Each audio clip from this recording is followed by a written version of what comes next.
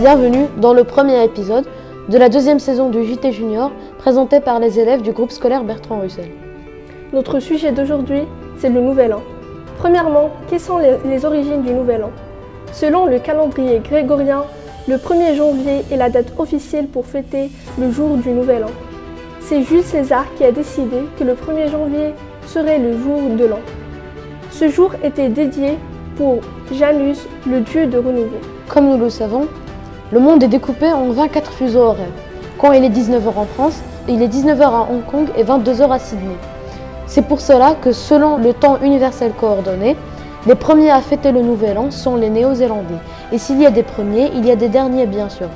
Selon l'UTC encore une fois, les derniers à fêter le Nouvel An sont la Polynésie française et Hawaï.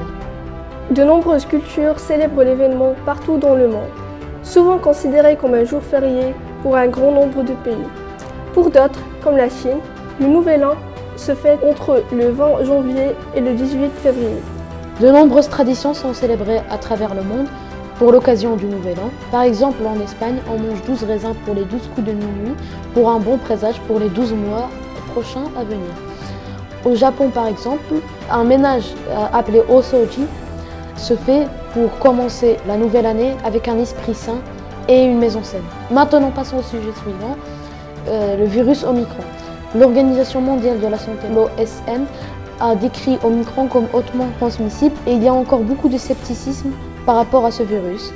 Et de nombreux tests effectués dans des laboratoires sont ici pour nous aider à découvrir la rapidité de sa transmission ainsi que les risques de maladie. L'Omicron a maintenant été détecté dans de nombreux pays dans le monde.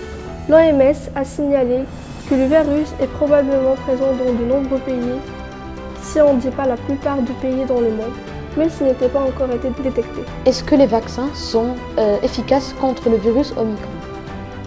Il est important de se vacciner contre ce virus et de se protéger contre lui, car il a de nombreuses mutations. Si votre vaccin comprend 2 doses, il faut impérativement prendre les 2 doses au plus vite possible. Il est également aussi important de se protéger contre les autres mutations répandues, comme le Delta. Les choses les plus importantes pour vous protéger d'Omicron est premièrement, portez un masque qui couvre votre nez et votre bouche. Deuxièmement, assurez-vous que vos mains sont bien propres avant et après d'enlever le masque. Troisièmement, assurez qu'il y a une distance d'au moins 1 mètre entre vous et entre les autres.